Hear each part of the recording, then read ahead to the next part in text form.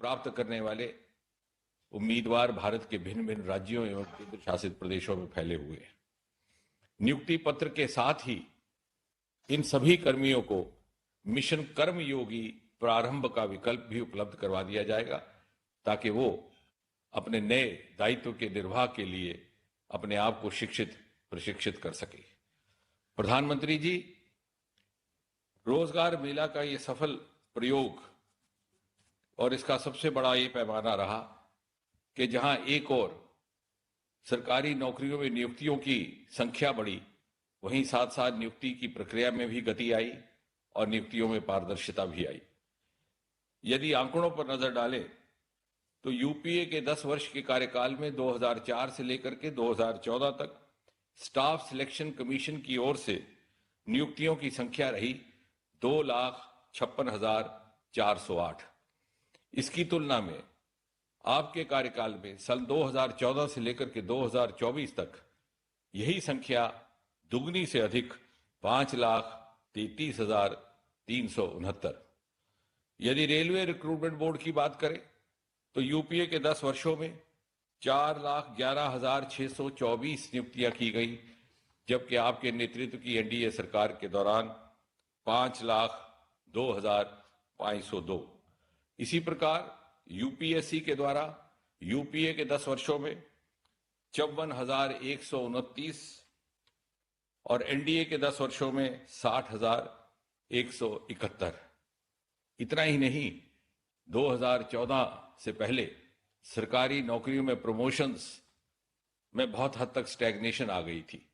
बहुत से ऐसे सज्जन थे जो जिस पद पर नियुक्त होते 25-30 वर्ष बिना प्रमोशन के उसी पद से सेवानिवृत्त हो जाते और ये मलाल उनको जिंदगी भर रहता। आपने मास प्रमोशंस करवा करके इस बैकलॉग को क्लियर करवाया और एक नई ऊर्जा, एक नई मोटिवेशन का संचालन हुआ। प्रधानमंत्री जी, आपने रोजगार मेला में समय समय पर देशवासियों को इस बात के लिए भी जागरूक किया है कि रोजगार का अर्थ केवल और केवल सरकारी नौकरी के अतिरिक्त आपने अनेकों विकल्प भी उपलब्ध करवाए हैं। उदाहरण के तौर पर सन 2014 से पहले इस देश में स्टार्टअप्स का कोई अधिक कल्चर ना था। आपने इसके लिए एक अलग नीति लाई। देखते ही देखते 350-400 से बढ़कर के ये संख्या 2.25 लाख तक पहुंचने लगी। हम दुनिया में तीसरे दर्जे पर आन खड़े हुए। हर नौजवान अपनी जीविका स्वयं कमा सके, उसके लिए आपने मुद्रा योजना की कल्पना की। करोड़ों की संख्या में इससे नौजवान लाभार्थी हैं और 65% से अधिक महिलाएं हैं। आज तक इस देश में कभी किसी ने रेहड़ी वाले की चिंता ना की थी। आपने प्रधानमंत्री स्वनिधि योजना प्रारंभ की। 66 लाख से अधिक इसके लाभार्थी हैं। साथ ही साथ इंफ्रास्ट्रक्चर के कामों में गति आने से हजारों लोगों को रोजगार प्राप्त हुआ। मिसाल के तौर पर हाईवेज कंस्ट्रक्शन में 60% का इजाफा। रेलवे की बात करें तो 61,508 रेल पटरियों का इलेक्ट्रिफिकेशन हुआ। हवाई अड्डों की बात करें तो सन 2014 तक केवल 74 हवाई अड्डे थे इस देश में, उसमें 84 और जोड़ दिए गए और आज 154 हैं। और इस तरह से आज भी जो नियुक्ति पत्र जारी किए जा रहे हैं, इसमें अधिकतर संख्या डाक विभाग और फाइनेंस डिपार्टमेंट की है। और इत्तेफाक से ये दोनों विभाग ऐसे हैं जिनको आपने नई दिशा दी है। आज का डाक विभाग केवल डाक बांटने तक सीमित नहीं, महिला सम्मान सेविंग सर्टिफिकेट एवं सुकन्या समृद्धि अकाउंट्स जैसे सफल प्रयोग उसमें किए गए हैं।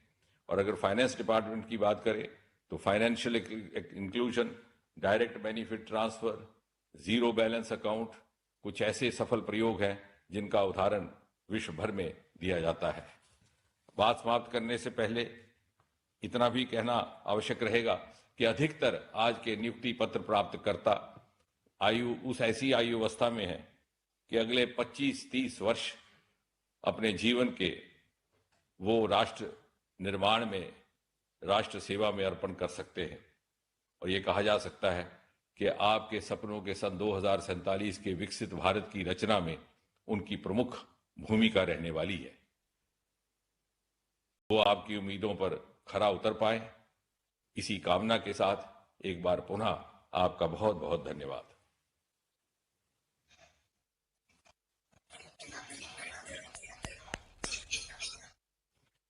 धन्यवाद माननीय मंत्री जी।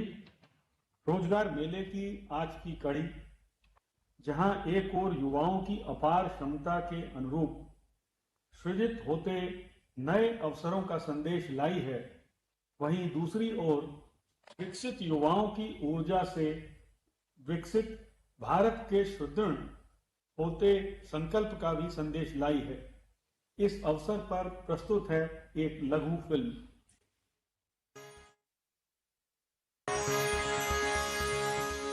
बीते एक दशक में भारत तेज गति से चल पड़ा है। विराट संकल्प, अटूट विश्वास, तेज और सर्वस्पर्शी विकास के पथ पर।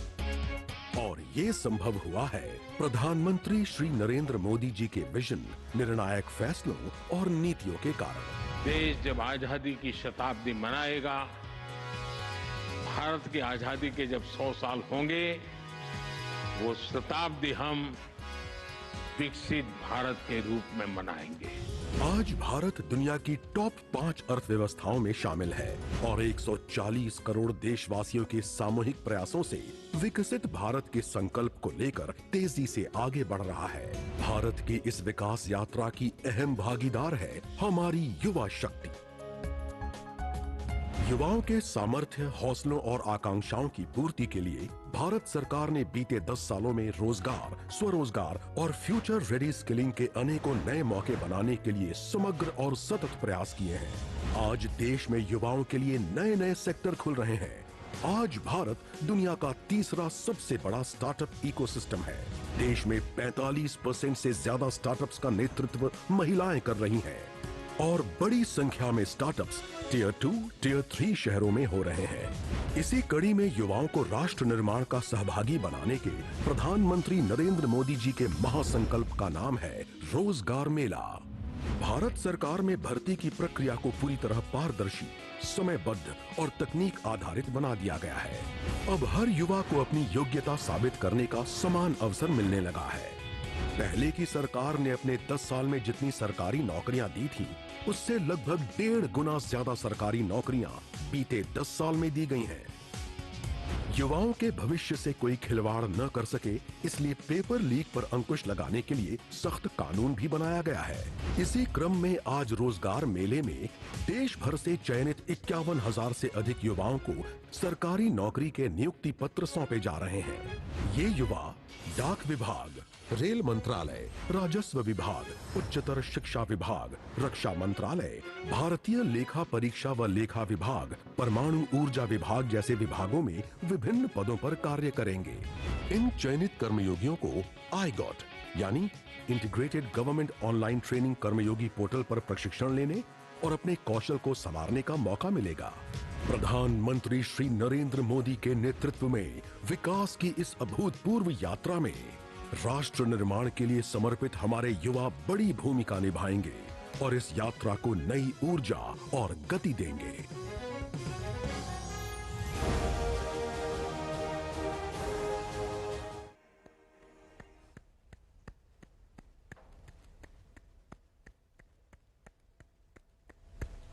अब मैं आदरणीय प्रधानमंत्री जी से प्रार्थना करता हूं कि वे रिमोट का बटन दबाकर 51,000 से अधिक नियुक्ति पत्रों के वितरण का शुभारंभ करें।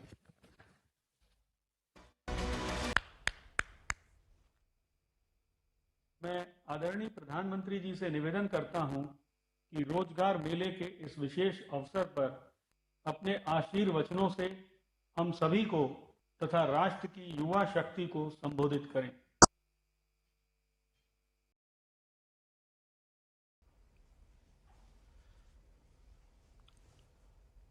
नमस्कार। देश के विभिन्न क्षेत्रों में उपस्थित मंत्रिमंडल के मेरे सहयोगी, सांसदगण, विधायकगण, देश के युवा साथी, देवी और सज्जनों, आज धनतेरस का पवित्र त्योहार है। सभी देशवासियों को धनतेरस की बहुत बहुत बधाई। 2 दिन बाद हम सभी दीपावली का पर्व भी मनाएंगे और इस साल की दीपावली बहुत खास है, बहुत विशेष है। आपको होगा कि भाई दिवाली तो हर बार आती है, इस बार विशेष क्या हो गया? मैं बताता हूं विशेष क्या है। 500 वर्षों के बाद प्रभु श्री राम अयोध्या के अपने भव्य मंदिर में विराजमान है और उस भव्य मंदिर में विराजमान होने के बाद ये पहली दीपावली है और इस दीपावली की प्रतीक्षा में कई पीढ़ियां गुजर गई। लाखों लोगों ने बलिदान दिए, यातनाएं झेली। हम सभी बहुत सौभाग्यशाली हैं जो ऐसी विशेष, खास, भव्य दिवाली के साक्षी बनेंगे। उत्सव के इस माहौल में आज इस पावन दिन रोजगार मेले में 51,000 नौजवानों को सरकारी नौकरी के नियुक्ति पत्र दिए जा रहे हैं। मैं आप सबको बहुत बहुत बधाई देता हूं, शुभकामनाएं देता हूं। साथियों, देश के लाखों युवाओं को भारत सरकार में परमानेंट सरकारी नौकरी देने का सिलसिला लगातार जारी है। बीजेपी और एनडीए शासित राज्यों में भी लाखों युवाओं को नियुक्ति पत्र दिए गए हैं और अभी हरियाणा में तो नई सरकार बनते ही 26,000 युवाओं को नौकरी का उपहार मिला है। और आप में से जो हरियाणा से परिचित होंगे उनको पता है, इन दिनों हरियाणा में एक उत्सव का माहौल है, नौजवान प्रसन्न है। और आपको पता है, हरियाणा में हमारी सरकार की पहचान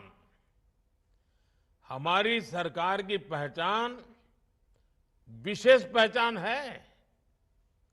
वहां की सरकार की पहचान है, वो नौकरी देती तो है लेकिन बिना खर्ची, बिना पर्ची वहां नौकरी देती है। मैं आज हरियाणा सरकार में नियुक्ति पत्र पाने वाले 26,000 नौजवानों को भी विशेष बधाई देता हूं। हरियाणा में 26,000 और आज इस कार्यक्रम में 51,000। साथियों, देश के युवाओं को ज्यादा से ज्यादा रोजगार मिले, ये हमारा कमिटमेंट है।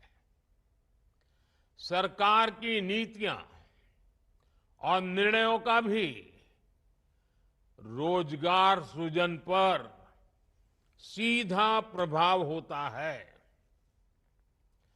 आज expressway, highway, road, rail, port, airport, fibre line बिछाने का काम, देश के कोने कोने में मोबाइल टावर लगाने का काम, नए नए उद्योगों का विस्तार देश के कोने कोने तक, कोने कोने में हो रहा है। नए इंडस्ट्रियल शहर बनाए जा रहे हैं। पानी की पाइपलाइन, गैस की पाइपलाइनें बिछाई जा रही है। बड़ी संख्या में स्कूल, कॉलेज, यूनिवर्सिटी खोले जा रहे हैं। इंफ्रास्ट्रक्चर पर पैसे खर्च कर सरकार लॉजिस्टिक्स की लागत कम करने की कोशिश कर रही है। इन सारे कामों से देश के लोगों को सुविधा तो मिल ही रही है, लेकिन साथ साथ करोड़ों की संख्या में रोजगार के भी नए मौके बन रहे हैं। साथियों, अभी कल ही मैं वडोदरा में था। वहां मुझे डिफेंस सेक्टर के लिए एयरक्राफ्ट बनाने वाली फैक्ट्री का उद्घाटन करने का अवसर मिला। इस फैक्ट्री में हजारों लोगों को प्रत्यक्ष रूप से रोजगार मिलेगा, लेकिन नौकरी के जितने अवसर तैयार होंगे उससे कहीं ज्यादा एयरक्राफ्ट के लिए जो स्पेयर पार्ट चाहिए, वो स्पेयर पार्ट बनाने के लिए बहुत सारे छोटे छोटे छोटे कारखानों की जाल जरूर बनेगी। बहुत सारे छोटे छोटे कारखानों से उसको बना करके सप्लाई किया जाएगा। ये पार्ट्स देश के कोने कोने में हमारे जो एमएसएमई है ना, वो बनाएंगे। नए एमएसएमई आएंगे। एक एयरक्राफ्ट में 15 से 25 हजार तक छोटे बड़े पुर्जे होते हैं, पार्ट्स होते हैं। यानी एक एक फैक्ट्री की डिमांड पूरी करने के लिए देश भर की हजारों छोटी बड़ी फैक्ट्रियां सक्रिय रहेगी। आप सोच सकते हैं कि इससे हमारी एमएसएमई इंडस्ट्री को कितना फायदा होगा, उनमें रोजगार के कितने मौके बनेंगे। साथियों, आज जब हम कोई योजना लॉन्च करते हैं तो हमारा फोकस सिर्फ लोगों को मिलने वाले लाभ पर ही होता है, ऐसा नहीं है। हम बहुत बड़े दायरे में सोचते हैं, बल्कि हम उसके माध्यम से रोजगार सृजन का पूरा इकोसिस्टम भी डेवलप करते हैं। जैसे पीएम सूर्यघर मुफ्त बिजली योजना। अब यूं तो लगता है कि अब लोगों को मुफ्त बिजली मिले, इसके लिए योजना आई है, लेकिन उसकी बारीकी में जाएंगे तो क्या दिखेगा। अब देखिए, पिछले 6 महीने में 1.25 करोड़ 1.5 करोड़ करीब करीब लोगों ने, ग्राहकों ने इस योजना के लिए अपना रजिस्ट्रेशन कराया है। 9,000 से ज्यादा वेंडर्स योजना के साथ जुड़ चुके हैं जो ये फिटिंग का काम करेंगे। 5 लाख से ज्यादा घरों में सोलर पैनल लगाए जा चुके हैं। आने वाले दिनों में इस योजना के तहत एक मॉडल के रूप में देश के अलग अलग कोने में 800 सोलर विलेज बनाने की तैयारी है। अब तक 30,000 लोगों ने रूफटॉप पर सोलर इंस्टॉलेशन की ट्रेनिंग ली है। यानी इस एक योजना ने मैन्युफैक्चरर्स, वेंडर्स, असेंबलर्स और रिपेयरर्स के लिए रोजगार के लाखों नए अवसर तैयार कर दिए हैं। पीएम सूर्यघर मुफ्त बिजली योजना से देश में रोजगार के लाखों नए अवसर बनने जा रहे हैं। साथियों, मैं एक और उदाहरण देता हूं आपको, और मैं आज छोटे छोटे गांव से जुड़े उदाहरण दे रहा हूं आपको। अब खादी की चर्चा तो हमारे देश में आजादी के समय से हो रही है, लेकिन आज खादी ग्रामोद्योग क्या कमाल कर रहा है। पिछले 10 वर्षों में हमारी सरकार की नीतियों ने खादी ग्रामोद्योग इसकी पूरी तस्वीर ही बदल दी है। और तस्वीर ही बदली ऐसा नहीं है, गांव के इस काम से जुड़े लोगों की तकदीर भी बदल दी है। आज 1 साल में खादी ग्रामोद्योग 1.5 लाख करोड़ रुपए से ज्यादा का कारोबार कर रहा है। अगर 10 साल पहले की स्थिति से तुलना करें, जैसे अभी डॉक्टर जितेंद्र सिंह जी सरकारी नौकरी के पुराने और नई सरकार के आंकड़े दे रहे थे, कितने चौंकाने वाले थे आप देखिए। मैं यहां एक और बात बता रहा हूं, अगर हम यूपीए की और एनडीए की सरकार की तुलना करें खादी के संबंध में, तो आज खादी की बिक्री यूपीए की सरकार से 400% तक ज्यादा बढ़ गई है। जब कारोबार बढ़ रहा है तो इसका मतलब है कि इससे जुड़े कारीगरों, बुनकरों, व्यापारियों को भी बहुत बड़ा फायदा हो रहा है। इस क्षेत्र में नए लोगों को अवसर मिल रहे हैं, बड़ी संख्या में रोजगार का सृजन हो रहा है।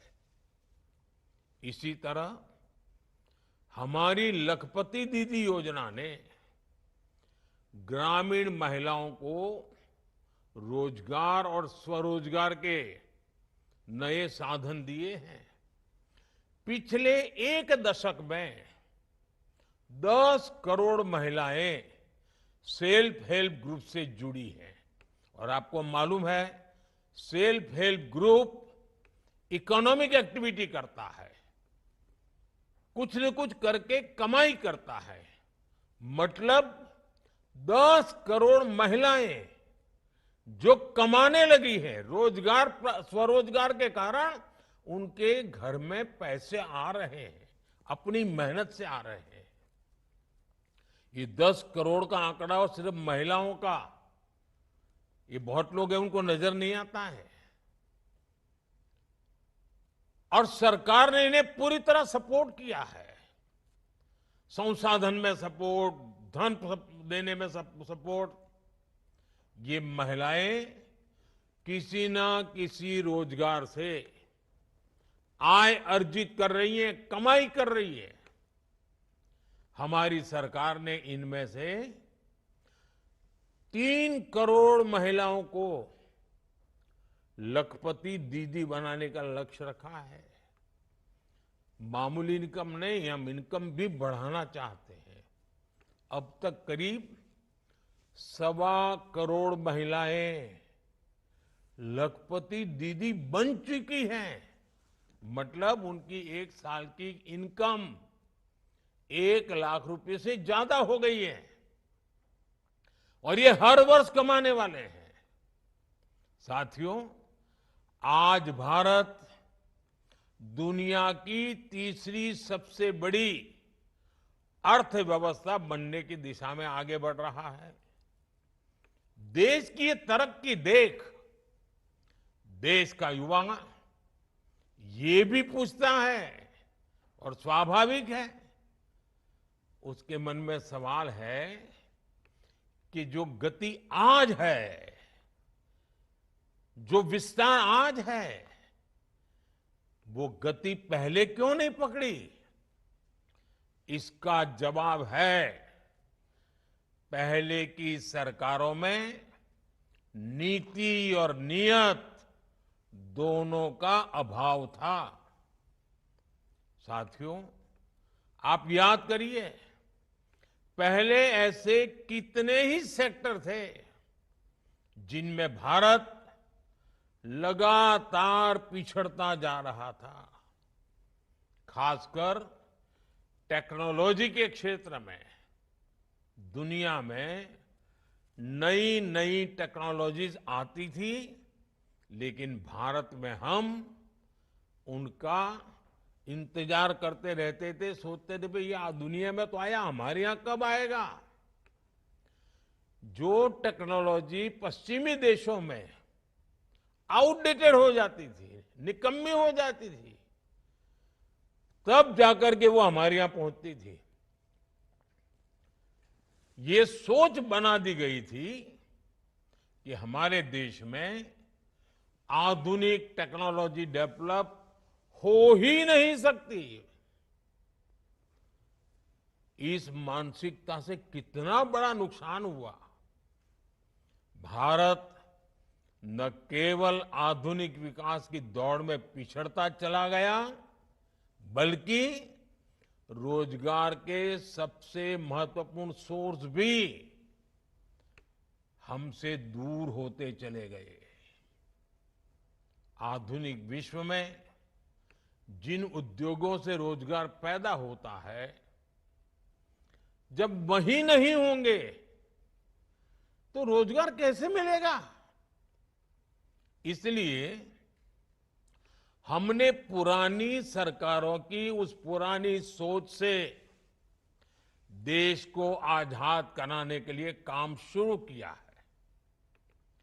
स्पेस सेक्टर से लेकर सेमीकंडक्टर तक, इलेक्ट्रॉनिक्स से लेकर इलेक्ट्रिक व्हीकल तक, हमने हर नई तकनीक में मेक इन इंडिया को आगे बढ़ाया। हमने आत्मनिर्भर भारत पर काम किया। देश में नई टेक्नोलॉजी आए, नए फॉरेन डायरेक्ट इन्वेस्टमेंट आए। इसके लिए हमने पीएलआई स्कीम लॉन्च की। मेक इन इंडिया अभियान और पीएलआई स्कीम ने मिलकर रोजगार सृजन की गति कई गुना तेज कर दी है। आज हर सेक्टर के उद्योगों को बढ़ावा मिल रहा है। इससे अलग अलग फील्ड के युवाओं के लिए नए मौके बन रहे हैं।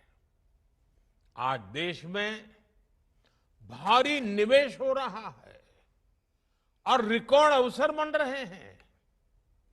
पिछले 8 वर्षों में 1.5 लाख से ज्यादा स्टार्टअप लॉन्च हुए हैं। आज भारत में दुनिया का तीसरा सबसे बड़ा स्टार्टअप इकोसिस्टम है। इन सारे सेक्टर्स में हमारे युवाओं को आगे बढ़ने का मौका मिल रहा है, उन्हें रोजगार मिल रहा है। साथियों, भारत के युवाओं की क्षमता बढ़ाने के लिए आज उनके स्किल डेवलपमेंट पर सरकार का बहुत फोकस है। इसलिए हमने स्किल इंडिया जैसे मिशन शुरू किए। आज सैकड़ों कौशल विकास केंद्रों में युवाओं को ट्रेनिंग दी जा रही है। हमारे युवाओं को एक्सपीरियंस और अपॉर्चुनिटी के लिए भटकना न पड़े, हमने इसकी भी व्यवस्था की है। प्रधानमंत्री इंटर्नशिप योजना के तहत भारत की टॉप 500 कंपनीज में पेड इंटर्नशिप का प्रावधान किया गया है। हर इंटर्न को 1 साल तक 5,000 रुपया प्रति माह दिया जाएगा। हमारा लक्ष्य है कि अगले 5 वर्षों में 1 करोड़ युवाओं को इंटर्नशिप का अवसर मिले। इससे युवाओं को अलग अलग सेक्टर्स में रियल लाइफ बिजनेस एनवायरनमेंट से जुड़ने का मौका मिलेगा। उनका ये अनुभव उनके कैरियर के लिए बहुत लाभकारी होगा। साथियों, विदेशों में भी भारतीय युवाओं को आसानी से नौकरी मिले, इसके लिए भी भारत सरकार नए मौके बना रही है। हाल में ही जर्मनी ने, आपने अखबार में पढ़ा होगा, जर्मनी ने भारत के लिए स्किल वर्कफोर्स स्ट्रेटेजी जारी की है। जर्मनी ने स्किल्ड भारतीय युवाओं को, जिनके पास हुनर है, ऐसे भारतीय युवाओं को हर वर्ष, पहले कभी 20,000 लोगों को वीजा मिलता था, इन्होंने ऐसे नौजवानों के लिए हर वर्ष 90,000 वीजा देने का तय किया है। मतलब 90,000 लोगों को वहां रोजगार के लिए जाने का अवसर मिलेगा।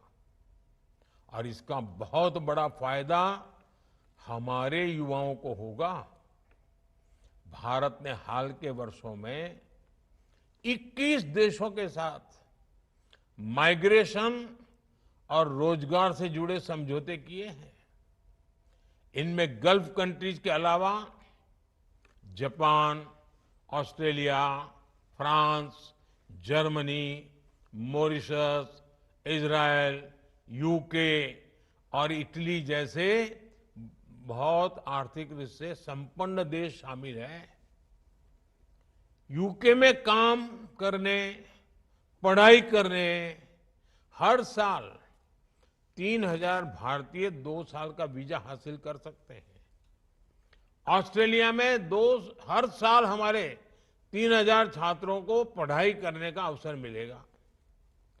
भारत का टैलेंट भारत की प्रगति ही नहीं, बल्कि विश्व की प्रगति में भी बढ़ चढ़ करके उसका हिस्सा बढ़ता जा रहा है और हम इस दिशा में आगे बढ़ रहे हैं। साथियों, आज सरकार की भूमिका एक ऐसा आधुनिक सिस्टम तैयार करने की है जहां हर युवा को अवसर मिले और वो अपनी एस्पिरेशंस को पूरा कर सके। इसलिए आप चाहे जिस पद पर हो, आपका लक्ष्य यही होना चाहिए कि युवाओं को, नागरिकों को ज्यादा से ज्यादा सहूलियत मिले। साथियों, आपको सरकारी नौकरी मिलने में देश के टैक्स पेयर और नागरिकों का अहम योगदान है। हम अपने नागरिकों की वजह से हैं, हम जो कुछ भी हैं देश के नागरिकों के कारण है। हमें जो अवसर मिल रहे हैं उनके कारण मिल रहे हैं। और नागरिकों की सेवा के लिए ही हमें ये नियुक्ति मिली है। बिना खर्ची, बिना पर्ची, ये नौकरी का जो नया कल्चर है ना, हमें भी ये कर्ज चुकाना है नागरिकों की सेवा करके, उनके जीवन की मुसीबतें कम करके। और हम किसी भी पोस्ट पर क्यों ना हो, हमारा दायित्व तो कोई भी क्यों ना हो, चाहे पोस्टमैन पद का पद हो या प्रोफेसर का, हमारा काम देशवासियों की सेवा करना है, गरीब से गरीब की सेवा करना है। दलित हो, पीड़ित हो, आदिवासी हो, महिलाएं हो, नौजवान हो, जिसकी भी सेवा करने का मौका मिले, हमें उसे अपना भाग्य मान करके देशवासियों की सेवा करनी चाहिए। आप उस समय भारत सरकार में नौकरी के लिए आए हैं, जब देश ने विकसित भारत का संकल्प लिया है। इस लक्ष्य को पाने के लिए हमें हर सेक्टर में बेहतर प्रदर्शन करना होगा और ये आप जैसे नौजवान साथियों के बिना संभव नहीं होगा। इसलिए आपको सिर्फ अच्छा काम करना है इतना ही नहीं है, बल्कि आपको सबसे बेहतर करके दिखाना है। हमारे देश में सरकारी कर्मचारी ऐसे होने चाहिए जिनकी मिसाल उदाहरण के रूप में दुनिया भर में उनकी चर्चा होनी चाहिए। देश को हमेशा हमसे अपेक्षा हो बहुत स्वाभाविक है और आज जब एस्पिरेशनल इंडिया का वातावरण है तो अपेक्षाएं जरा ज्यादा भी है, लेकिन वो अपेक्षाएं भी हमारी अमानत है। वही अपेक्षाएं देश को आगे बढ़ने की ऊर्जा देती है और तब जाकर के हमारा दायित्व बनता है कि हम देशवासियों की अपेक्षाओं पर खरा उतरे।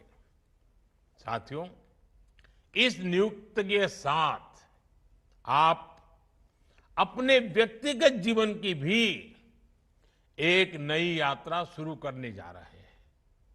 मेरा आग्रह है कि हमेशा विनम्र बने रहें। हम सेवक हैं, हम शासक नहीं है। अपनी इस यात्रा में कुछ नया सीखने की अपनी आदत को कभी भी मत छोड़ना। लगातार नया सीखते रहना चाहिए और सरकारी कर्मचारियों के लिए भारत सरकार आई गॉड कर्मयोगी प्लेटफॉर्म पर विभिन्न प्रकार के कोर्सेज उपलब्ध कराती है। आप ऑनलाइन जाकर के उस प्लेटफॉर्म से जुड़कर आपकी जब भी समय की सुविधा हो, जिस विषय में आपकी रुचि हो, आप डिजिटल ट्रेनिंग मॉड्यूल का लाभ उठा सकते हैं। ज्यादा से ज्यादा कोर्सेज आपको पूरे करने चाहिए और मुझे विश्वास है साथियों कि आपके ही पुरुषार्थ से 2047 में देश विकसित भारत बनने वाला है। आपकी उम्र आज 20, 22, 25 होगी। आप अपनी नौकरी के उत्तम अवस्था में होंगे तब देश विकसित भारत बन चुका होगा। आप गर्व से कहेंगे कि मेरे 25 साल की पसीने का परिणाम है कि आज मेरा देश विकसित भारत बना है। कितना बड़ा सौभाग्य, कितना बड़ा अवसर आपको मिला है। सिर्फ रोजगार मिला ऐसा नहीं है, आपको अवसर मिला है और मैं चाहता हूं इस अवसर पर सवार होकर के सपनों में सामर्थ्य भर के संकल्प के लेकर के जीने का हौसला बनाइए। चल पड़े। विकसित भारत का सपना पूरा न हो तक अब तक हम चैन से बैठेंगे नहीं। हमें जो दायित्व मिला है जन सेवा के माध्यम से उसको परिपूर्ण करेंगे। मैं एक बार फिर आज नियुक्ति पत्र पाने वाले सभी साथियों को बहुत बहुत बधाई देता हूं। आपके उज्जवल भविष्य के लिए शुभकामनाएं देता हूं। आज आपके परिवार में भी खुशी का विशेष माहौल होगा। मैं आपके परिवार को भी बहुत बहुत शुभकामनाएं देता हूं। दिवाली का पर्व है, नया अवसर भी है, आपके लिए तो डबल दिवाली है। मौज कीजिए दोस्तों। बहुत बहुत शुभकामनाएं। धन्यवाद।